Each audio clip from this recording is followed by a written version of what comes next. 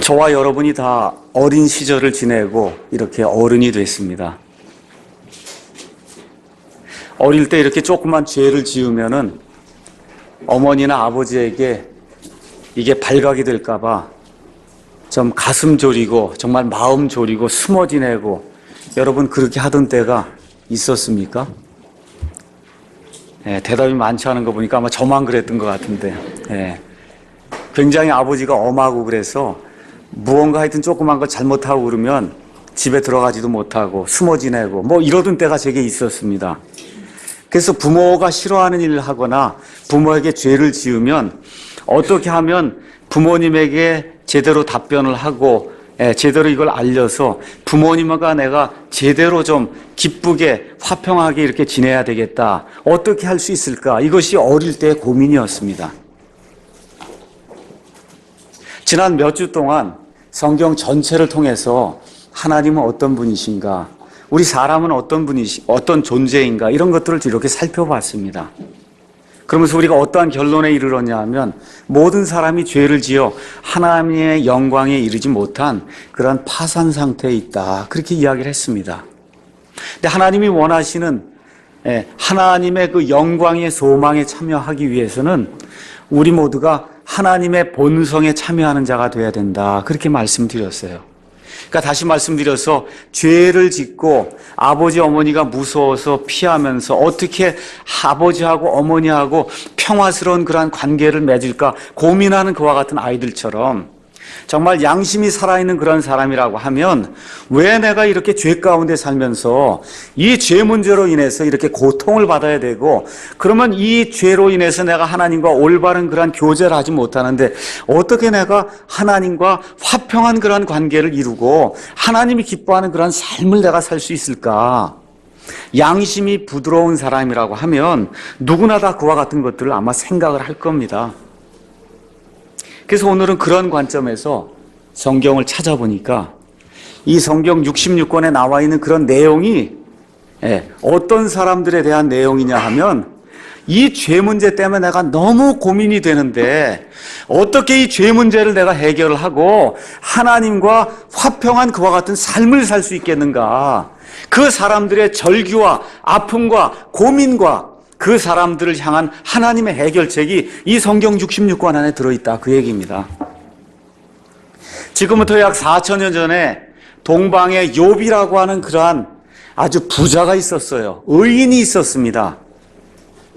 그런데 어느 날 갑자기 자기가 어떤 잘못을 저지르지 않았는데도 불구하고 자기의 자녀들이 다 죽게 되고 자기가 가지고 있는 모든 재물을 다 잃게 되면서, 그래서 심지어 자기 아내마저도 자기를 저주하는 이와 같은 상태가 이렇게 발생하고, 맨 마지막에 가서는 온 몸에 종기가 나서 그래서 옷도 입지 못하고 기와장으로 이걸 푹푹 긁으면서 재 가운데 앉아서 옆에 있는 그 친구들의 위로를 들려고 하는데, 친구들이 먼 곳에 와서 위로는 하지 못하고 뭐라고 얘기합니까? 내가 악을 행했기 때문에 하나님께서 너를 이렇게 심판하시는 거지, 하나님은 의로운 사람은 이렇게 하지 않는다. 그러니까 욥이 얼마나 안타까웠겠어요. 자기가 아무리 생각을 해봐도 무언가 잘못한 것이 없는데 왜 내게 이와 같은 어려움이 생기는가. 그래서 욥기 안에는 많은 질문들이 있습니다. 욥기 14장 1절 2절 가서 보니까 욥이 뭐라고 얘기하냐 하면, 여자에게서 난 사람은 날수가 적고 괴로움이 많으며 꽃처럼 폈다가 이렇게 꺾이고 그림자처럼 사라지는 그와 같은 인생인데 도대체 이런 인생에 무슨 희망이 있겠는가, 이 이야기를 하면서 욥기 9장 2절에 아주 의미심장한 그와 같은 그 질문을 합니다. 그 질문은 뭐냐 하면, 어떻게 사람이 하나님 앞에서 의로울 수가 있겠는가.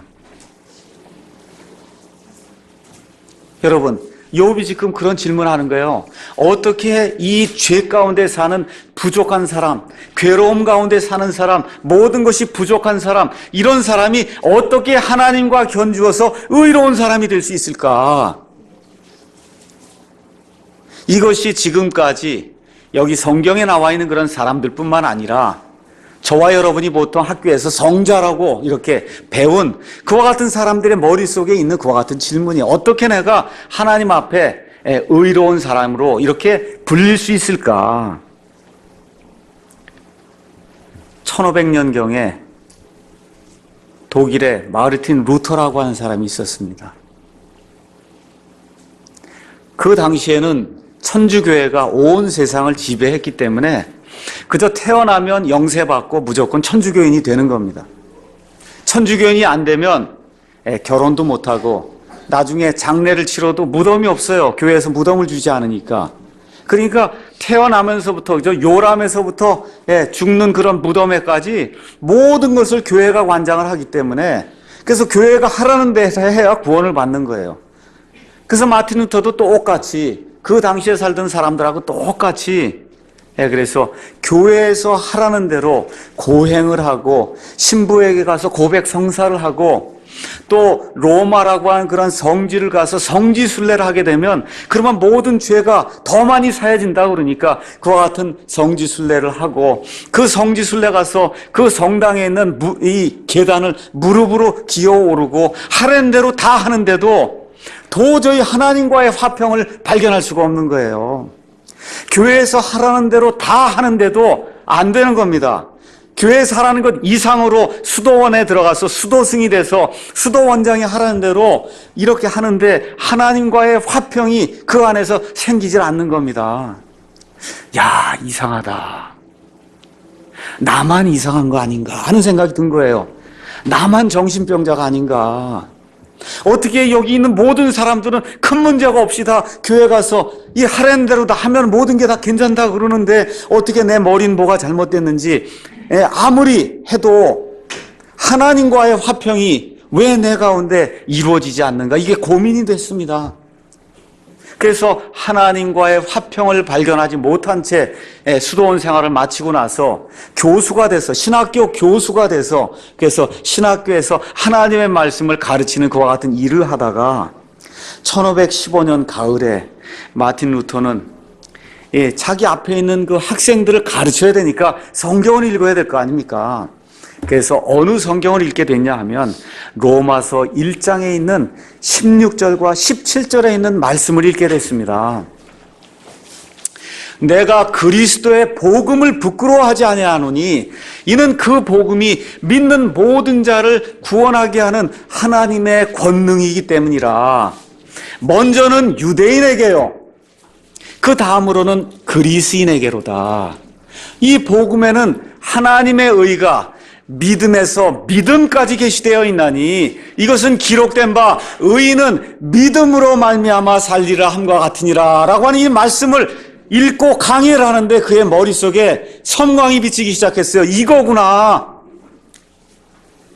내가 그토록 찾기 원하던 것이 하나님의 의인데 지금까지 천주교에서 고행하라 그러고 뭐 하라 그러고 한 것이 다 내 자신에게서 낸 의였기 때문에 내가 하나님과 화평한 그와 같은 존재가 되지 못했구나. 그래서 이 복음에는 하나님의 의가 믿음에서 믿음까지 첫 번째 구원받은 사람도 믿음으로 구원받고 맨 마지막에 구원받는 사람도 믿음에서 믿음까지니까 그 믿음으로 구원받고 한 사람이 구원받을 때 처음 시작도 믿으며 중간도 믿으며 맨 마지막에 죽을 때까지도 믿음이구나. 그래서 이 믿음이라고 하는 거 하나님의 의가 믿음에서 믿음까지 계시되어 있어서 하나님이 기뻐하는 사람, 하나님의 화평을 얻는 사람, 다시 말해 성경이 의인이라고 하는 사람은 믿음으로 말미암아 사는구나. 이거를 알게 됐습니다. 그래서 마틴 루터가 그때부터 죽을 때까지 복음을 선포하면서 거의 매일같이 선포한 그 복음의 내용이 뭐냐? 이신칭의라는 거예요. 믿음으로 의롭게 된다. 하루도 빠지지 않고 사람들이 모이면 믿음으로 의롭게 된다만 선포했습니다. 믿음으로 사람이 의롭게 된다. 그래서 성경의 총 주제를 한 가지로 이야기하라. 그렇게 이야기하면 사람이 하나님 앞에서 어떻게 의로운 존재가 되느냐. 성경이 그걸 가르쳐 주는 겁니다. 그래서 오늘은 죄인을 의롭게 하시는 하나님이라고 하는 그와 같은 제목을 가지고 하나님께서 어떤 방법으로 사람을 의롭게 하시고 사람을 의롭게 한다는 것이 도대체 무엇이며 사람이 하나님 앞에서 의로운 존재가 되면 그러면 어떤 일이 우리 가운데 생기는가 성경 말씀을 통해서 한번 상고해보는 그런 시간을 갖도록 하겠습니다. 의롭게 된다, 이거를 우리가 한자어로는 칭의라 그럽니다. 칭의, 의롭다고 불러주는 거다, 그런 뜻이에요. 자, 그러면 제가 정의를 말씀드릴 테니까 이 정의를 잘 아셔야 오늘 예배당 문턱을 나갈 수가 있습니다. 정의? 뭐냐? 예수님만을 신뢰하는 죄인을 하나님께서 의롭다고 선언해 주시는 은혜의 행위가 칭의예요. 다시 한번 제가 말씀드릴게요.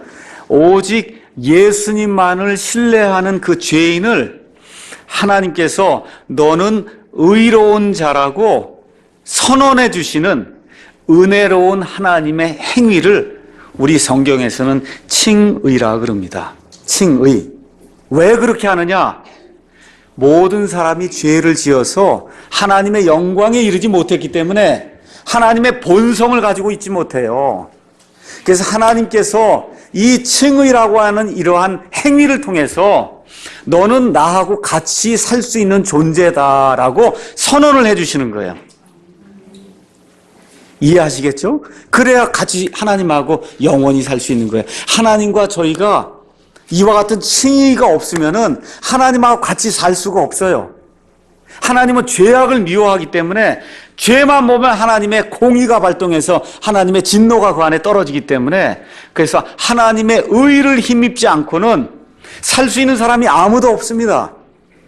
그래서 칭의라고 하는 것은 하나님이 보내주신 해결책 우리 주 예수 그리스도 오직 그분만을 내가 주님이여 구원자로 신뢰합니다 하는 그 사람에게 하나님께서 그래 너는 나의 의를 소유한 의인이다 라고 하나님이 선언해 주시는 그와 같은 행위를 우리가 칭의다 그렇게 이야기하는 겁니다.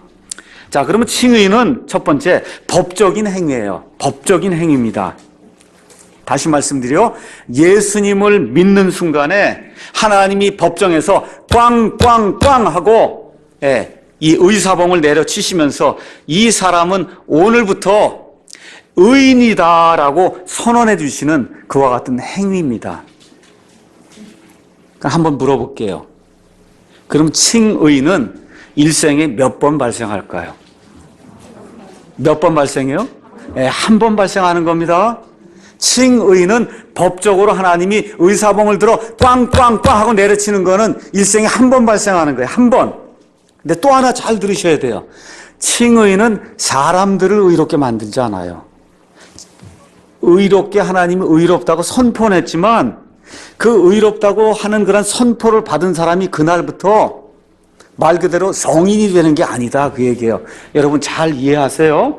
그날부터 성인이 돼갖고 완전히 예수님처럼 그렇게 되는 일은 그거는 불가능합니다. 그러니까 하나님이 의인이라고 하나님 앞에서 하나님의 법정에서 그렇게 선포를 해주는 거지 그 선포를 받았다 그래서 그날부터 완전히 성인 군자가 되는 게 아니에요. 그러면 칭의는 누가 합니까? 하나님이 하는 거예요. 내 옆에 있는 친구나 교회에 있는 목사가 하는 거 아닙니다.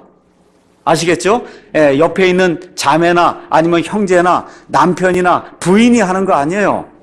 칭의는 오직 하나님이 하나님의 법정에서 하나님의 의사봉을 들고 하나님이 하나님 앞에서 의롭다고 선포해 주시는 겁니다.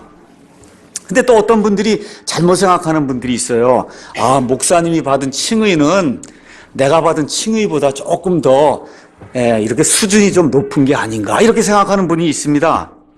안 그래요? 칭의는 모두에게 동일합니다. 그러니까 하나님이 의롭다고 선포하는 그 면에 있어서는 저 아이나 아니면 노인이나 목사나 교회 오래 다닌 사람이나 교회 오래 다니지 않은 사람이나 하나님이 너는 의로운 존재라고 이렇게 칭의를 이겨 주실 때는 모두가 다 동일한 하나님의 의를 받는 거예요. 이해하시겠죠? 하나님의 의가 이만큼 있는데 목사는 이만큼 받고 집사는 이만큼 받고 교회 헌금 많이 하면 이만큼 이런 거 아니다 그 얘기입니다. 아시겠죠? 받으면 다 어떻게 받아요? 하나님의 의를 통째로 받는 거예요. 아이가 나이가 많든지 적든지 사람이 빈부 귀천 여하에 상관이 없이 하나님의 의를 받으면 하나님의 의를 충만하게 통째로 단 한 번에 받는 겁니다. 그러니까 칭의는 과정입니까? 아니면 한 번의 행위입니까? 평생토록 칭의 받는 거예요? 아니면 칭의는 한 번 딱 이루어지는 거예요? 한 번 이루어지는 거야. 칭의는 하나님께서 예수님만을 믿겠다고 하는 그 사람에게 단 한 번 그의 일생을 통해서 단 한 번 의사봉을 잡고 너는 의로운 자다라고 하나님이 그렇게 선언을 해주는 겁니다. 두 번째, 칭의는 변하질 않아요. 다시 말씀드리면 한 번 의롭게 되면 영원히 의로운 겁니다. 사람이 무엇라고 하든 내가 무슨 죄악을 지었든 상관이 없이 하나님 보실 때에는 그 사람은 영원 무궁토록 의인입니다. 이거 잘 들으셔야 돼요. 그렇다고 해서 죄를 마음대로 지란 얘기 아닙니다. 로마서에서 뭐라 그러면 우리가 죄 가운데 거할 수 있느냐, 은혜가 풍성하게 하려 우리가 죄 가운데 거할 수 있느냐, 하나님께서 금하시느니라. 결코 그럴 수 없습니다. 그럼에도 불구하고 우리가 죄를 져요. 그러니까 하나님 앞에서는 의인이 되면 영원토록 의인이 되는데 육신의 몸을 입고 있기 때문에 이 땅에서는 죄를 짓게 되는 그것이 사람이다. 그러니까 의인, 칭의가 나오면 해병대를 생각하시면 되는 거예요. 한 번 해병이면 영원한 해병이다. 이게 그러잖아요. 이 세상에 있는 해병대도 한 번 해병되면 영원한 해병대인데 하나님은 의롭다고 했는데 그게 어느 날 기분이 좋으면 의롭고 내가 기분이 나쁘면 의인이 아니었다. 이렇게 왔다 갔다 이런 건 없다. 그 얘기입니다. 아시겠죠? 그래서 하나님 편에서 우리의 죄 문제는 예수님을 내 개인의 구원자로 영접하는 바로 그 순간에 그 죄 문제는 영원 무궁토록 단 한 번에 완전하게 해결이 된 겁니다. 그래서 하나님이 너는 의인이다 그렇게 선언을 해 주신 거예요.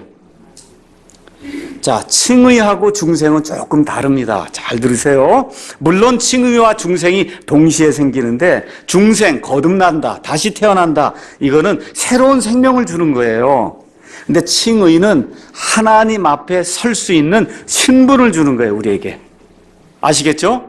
거듭나는 일은 우리에게 생명을 주는 것이고 하나님이 너는 의롭다 이렇게 하는 건 하나님 앞에 설 수 있는 신분을 주는 거예요, 우리에게.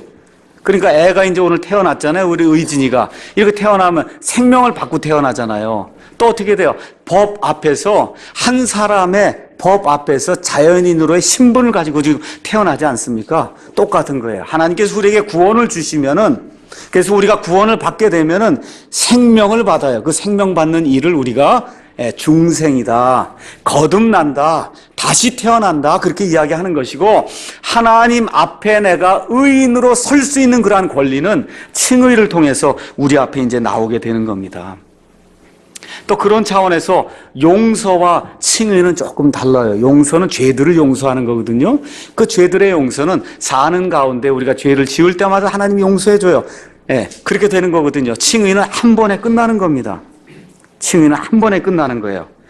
다시 말씀드려서 칭의라고 하는 것은 하나님이 우리의 모든 죄, 다시 말씀드릴게요. 모든 죄요.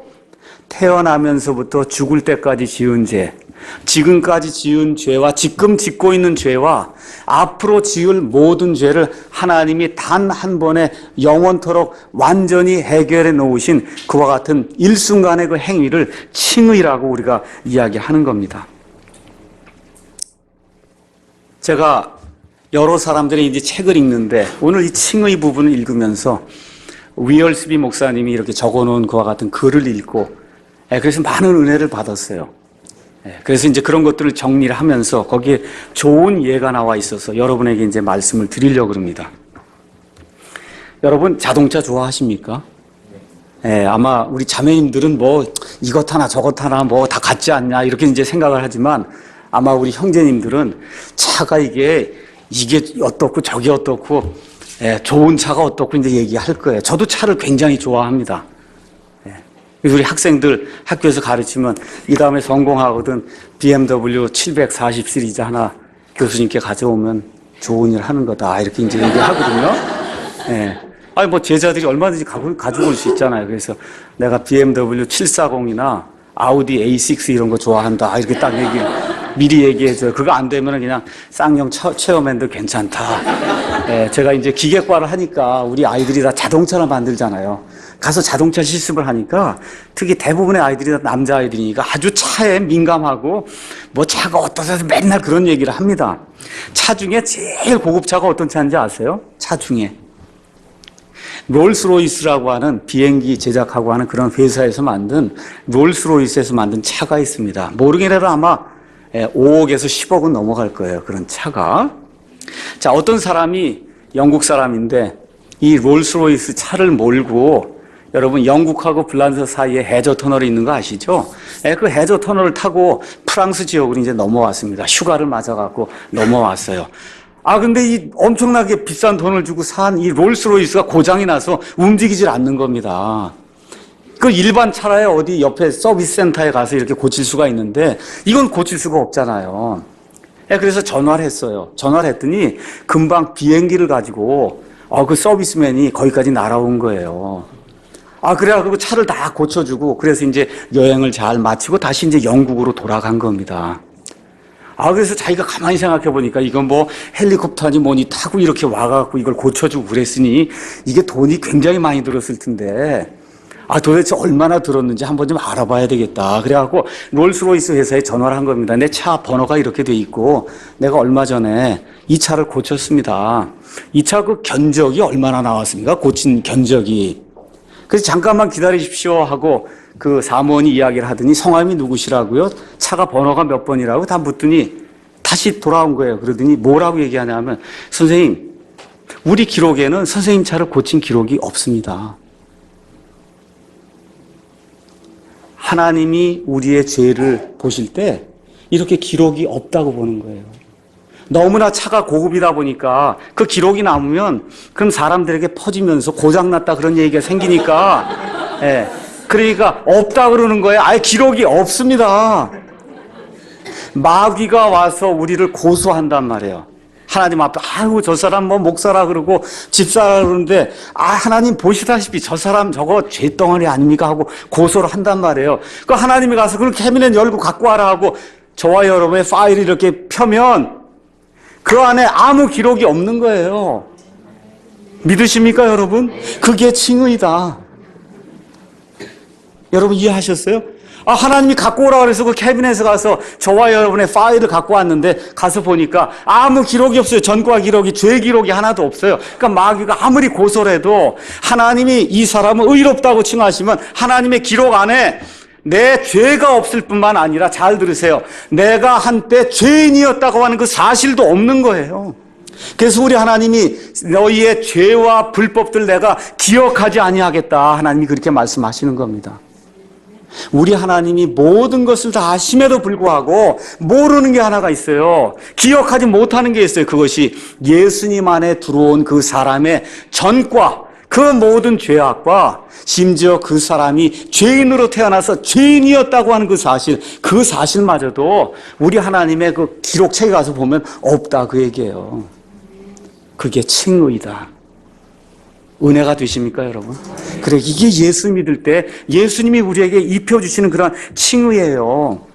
그럼 어떻게 칭의가 이루어지냐? 첫 번째 로마서 3장 24절 거기 가서 보니까 우리가 하나님의 영광에 이르지 못했는데 그리스도 예수님 안에 있는 구속을 통해 예수님이 희생을 드려갖고 그래서 우리를 물러왔단 말이에요. 세상 권세 아래 있는 자에게서 우리를 물렀습니다. 그래서 어떻게 됐어요? 하나님의 은혜로 값없이 의롭게 되었느니라. 여러분, 칭의를 돈 주고 살려고 하면 그 불가능한 거 아시죠? 불가능해요. 고행을 통해서 사는 거 불가능합니다. 재물을 통해서 살려고 하는 거 불가능해요. 어떻게 해요? 값없이 얻는 거예요. 값없이. 값없이가 다른 데 가서 보면 이유 없이 그렇게 번역이 돼 있어요. 이유 없이. 우리 리네타 자매가 여기 이제 와 있잖아요. 그래서 리네타 이제 오길래 제가 얘기했어요. 우리 집에 있는 동안에. 너 한국에 오면 한국 사람들이 너 굉장히 좋아할 거다. 그래서 왜 그러냐 그래서요. 아, 이유 없이 한국 사람들 미국 사람 좋아한다. 네. 제가 몇 차례 얘기했거든. 보세요. 일본 사람이나 한국 사람은 미국 사람은 그냥 무조건 좋아해요. No reason. 이유가 없어요.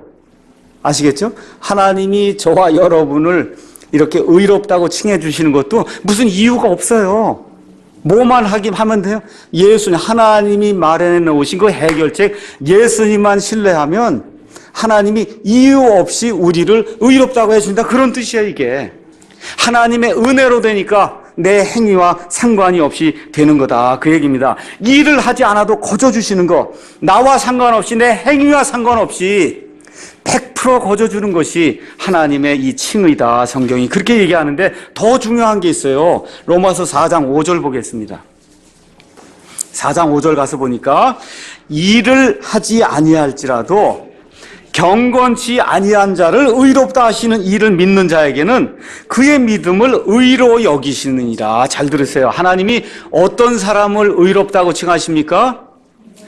경건치 아니한 자, 죄인, 죄 가운데 사는 사람, 죄덩어리를 의인이라고 칭해준다. 그런 얘기예요. 그러니까 저와 여러분이 하나님 앞에서 하고 나는 이 정도면 됐겠거니 하고 이런 사람은 칭의를 못 받습니다.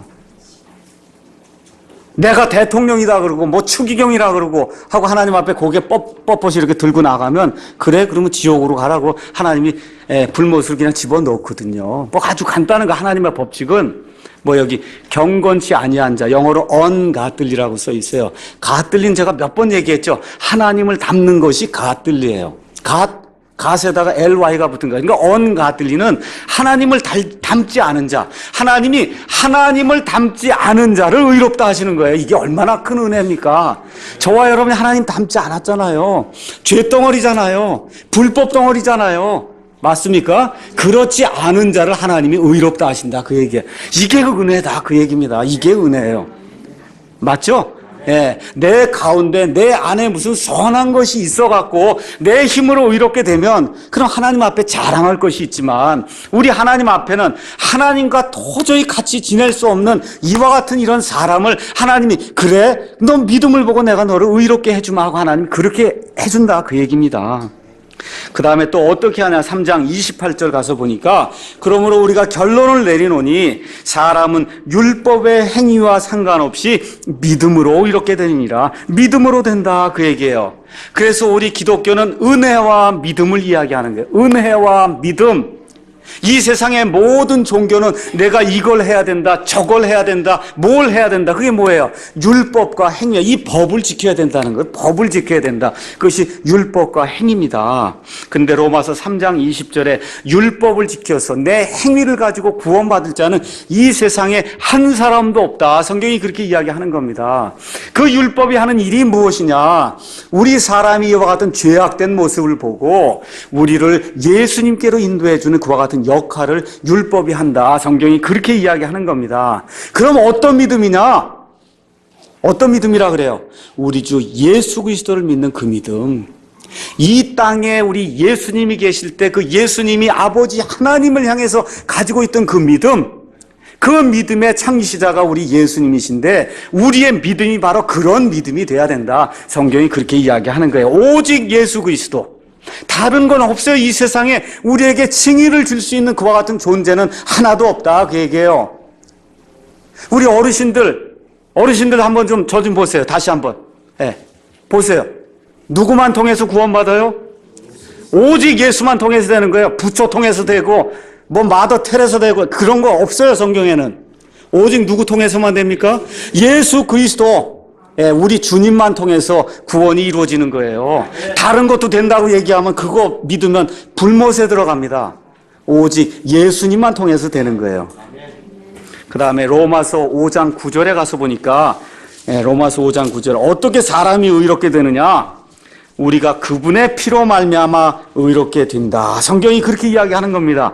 그분의 피로 말미암아. 잘 들으세요. 이건 무슨 얘기냐 하면 하나님이 이와 같은 은혜를 우리에게 거저 주시지만 사람 편에선 거저지만 하나님 편에서는 하나님이 가장 소중하게 여기는 것을 희생하셨다. 그 얘기예요. 하나님 아버지에게 가장 소중한 것이 뭐냐? 아들 하나님이거든요. 그 아들 하나님을 희생하셔서 그래서 그 아들 하나님의 그 희생의 그 보혈의 피로 말미암아 저와 여러분이 거저 구원을 얻는다. 성경이 그렇게 이야기하는 겁니다. 그저 하나님이 난 너 죄 눈 감아줄게 알아서 해라 그러고 하나님이 아무 조치도 취하지 않고 그래 넌 의롭다. 하나님이 그렇게 하지 않는다 그 얘기예요.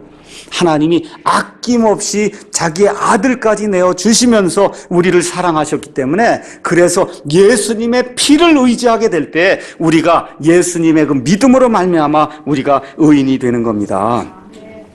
자, 그러면 칭의의 결과가 어떤 것이 있냐? 로마서 오늘 읽었으니까 5장 가서 보겠습니다. 로마서 5장 1절 2절 가서 보니까 그러므로 우리가 믿음으로 의롭게 되어 우리 주 예수 그리스도를 통해 하나님과의 화평을 누리는도다. 개역성경엔 우리가 누리자 이랬거든요.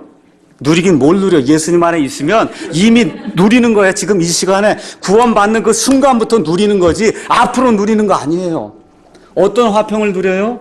하나님과의 화평. 예수님을 믿기 전에 우리가 본질상 마귀의 자녀로 진노의 자녀로 하나님과 원수지간이었다 그 얘기입니다. 근데 하나님이 우리를 의롭다고 이렇게 칭해 주신 그 순간부터 뭐가 생겼어요? 하나님과 화목한 자가 돼서 하나님과 우리 사이의 화평이 평화관계가 이제 유지가 된다. 성경이 그렇게 이야기하는 겁니다. 그래서 예수 믿기 전에는 우리의 말과 행동과 생각과 하는 모든 것이 다 하나님을 기쁘게 하지 못하고 본질상 진노를 받을 수밖에 없는 그와 같은 상황에 있었는데 우리가 예수님만을 신뢰하게 될 때 우리가 두 손을 바짝 들고 우리는 못합니다 하고 하나님 앞에 나아가게 될 때 그때 하나님께서 너와 내가 이제는 화평한 그러한 관계를 맺게 되었구나. 더 이상 원수지간이 아니구나 하고 너는 내 아들이구나. 너는 내 딸이구나 하고 받아주시는 그와 같은 일이 일어난다. 그 얘기입니다.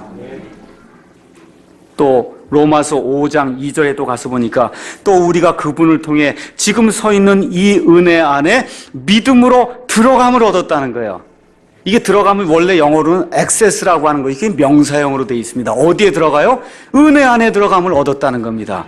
그러니까 처음에 구원받을 때도 믿음으로 이렇게 해서 구원을 받고 구원받은 이후에도 우리의 삶 속에서 얼마나 어려운 일이 많이 있어요. 그럴 때마다 때를 따라 돕는 그 우리에게 주시는 그와 같은 은혜를 얻기 위해서 그 은혜의 왕좌 앞에 우리가 매일같이 기도하고 하나님 앞에 나아가야 되잖아요. 그렇게 될 때 하나님이 너는 내 아들이고 너는 내 딸이기 때문에 이 은혜 안에 마음대로 들어와라라고 하나님이 허락해 주시는 그와 같은 은혜를 우리가 받았다 그 얘기입니다. 그래서 기도할 수 있는 거예요. 그래서 우리 아버지를 놓고 아바 아버지라고 부를 수 있는 그와 같은 권세를 우리에게 하나님이 허락해 주셨다. 성경이 그렇게 이야기하는 겁니다. 우리 아이들이 여기 동화도 있고 해지도 있고 우리 아이들이 부모에게 벌벌 떨면서 나가는 애들이 있어요? 있어요? 없어요? 없죠? 없습니다. 북한에 있는 저 김정일 수령 아버지한테만 이렇게 벌벌 떨고 나가는 거지 없어요. 정상적인 가정과 정상적인 우리가 섬기는 그 하나님 아버지께 벌벌 떨고 나가는 그런 아들, 딸이 어디 있습니까? 근데 그게 왜 이루어졌다고요? 하나님이 우리를 의롭다고 선언해 주셨기 때문에 그래서 그 순간부터 우리가 하나님을 우리의 아버지로 모시고 그러고서 살게 되면서 그런 일이 일어났다. 그 얘기입니다. 세 번째 가서 보니까 로마서 5장 2절에 이렇게 하나님의 그 은혜의 믿음을 통해서 들어갈 수 있는 그런 권리를 얻었으며 하나님의 영광의 소망을 우리가 기뻐하며 산다. 지금 그렇게 성경이 또 이야기하는 겁니다. 여러분 어떤 소망으로 사세요? 제가 지난 몇 주 동안 하나님에 대해서 이렇게 쭉 설교를 하고 준비를 하다 보니까 아주 소망이 생기더라고요. 그 소망이 뭐냐 하면 하나님의 본성에 참여한다. 야, 이게 도저히 지금 내 이 유한한 머리로는 이해가 안 되는데 야, 이게 하나님의 본성에 참여해서 하나님과 교제를 나눌 수 있는 그와 같은 존재가 된다는 거거든요. 그게 하나님의 영광의 소망에 참여한다. 지금 성경이 그렇게 이야기하는 거예요. 자꾸 뭐 교회 가면 복 준다 그래갖고 이거 뭐 돈 버는 걸 자꾸 생각하니까 이게 어려운데, 이 땅에 사는 동안에는 돈을 많이 벌 수도 있고 조금 가난하게 살 수도 있고 아플 수도 있고 건강할 수도 있어요. 그 예수 믿는 사람이라고 예외가 아니에요. 근데 성경이 확실히 예수 믿는 사람들에게 약속해 놓으신 그런 복이 있어요. 그 복은 뭐냐 하면 예수님과 더불어 하나님의 아들이 돼서 예수님과 함께 공동 상속자가 된다, 그 얘기예요. 여러분, 아버지가 죽으면 아들이 상속하잖아요.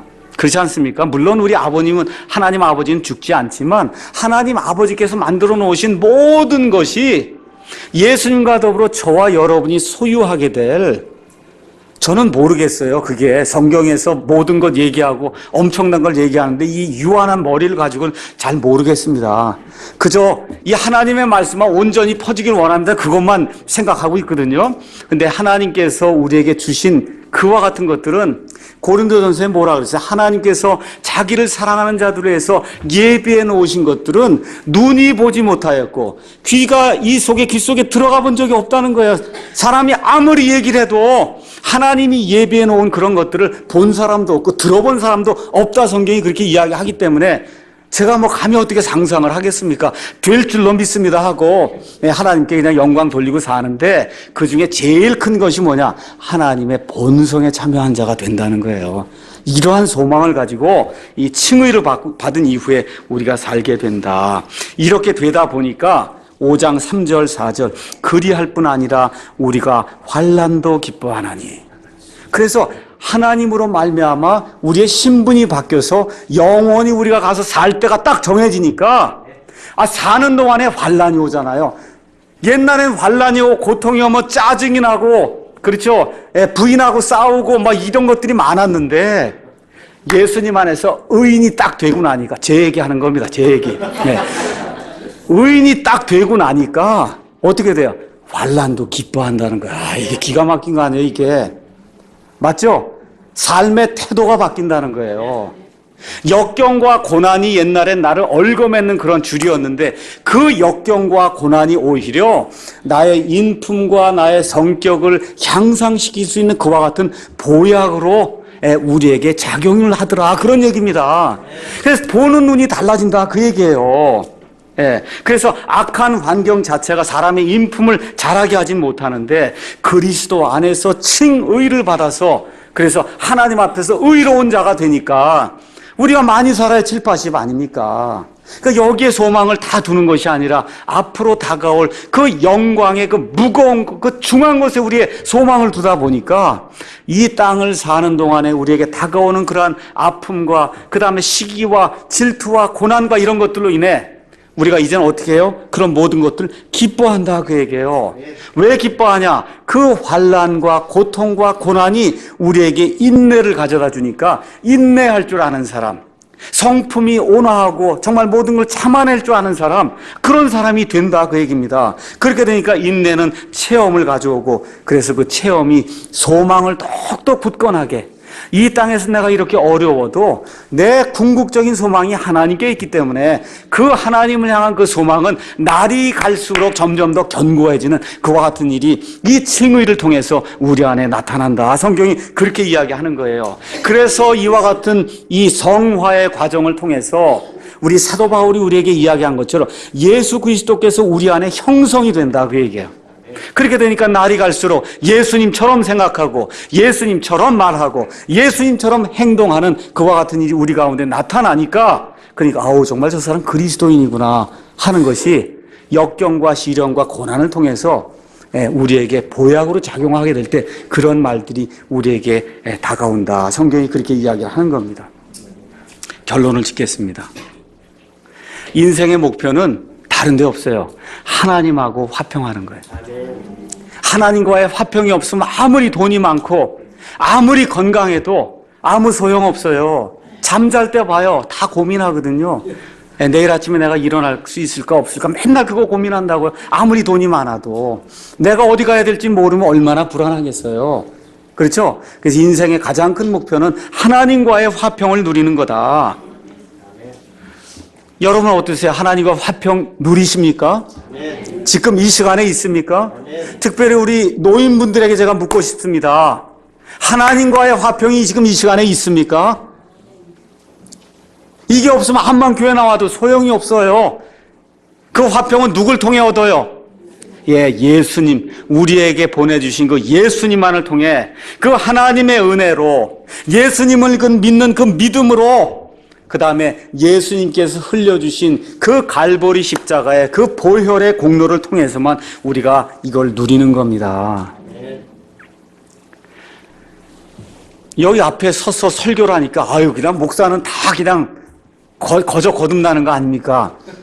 이렇게 생각하는 사람들이 있어요. 저분 집사가 돼갖고 30년 교회를 다니고 예배당 건축하는데 20억을 냈으니까 저 사람이야 분명히 거듭났겠지, 의로워졌겠지, 이렇게 생각하면 안 됩니다. 1738년 5월 24일 날 그 당시 영국 성공의 목사로 있던 요한 웨슬레라고 한 사람이 회심하는 일이 생겼어요. 잘 들으세요. 누가 회심했다고요? 목사가 회심을 했단 말이에요. 요한 웨슬레가 옥스퍼드 대학을 다니면서 사람들을 모아갖고 청년들을 모아갖고 성경을 가르치고 그 열정이 넘치다 보니까 이거 안 되겠다. 우리 영국에서만 하지 말고 미국으로 가자 그래갖고 미국에 갔어요.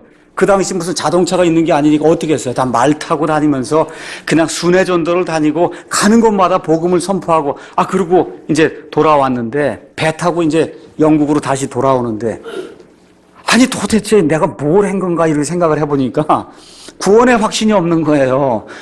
이러다가 내가 죽으면 어떻게 될 것인가 하니까 자신이 없어요. 이게 천국에 갈 것 같은 자신이 없는 거예요.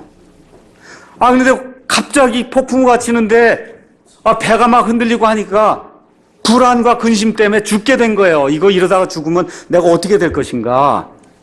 근데 그 옆에 있는 한 무리가 있는데 여긴 무슨 목사가 있는 것도 아니고 이 모라비안 교도라고 하는 것은 지금의 어떤 형제교회 모임처럼 그냥 이렇게 모여서 예배드리고 하는 그런 사람들인데 이 사람들 거기서 찬송을 부르는 거 아닙니까?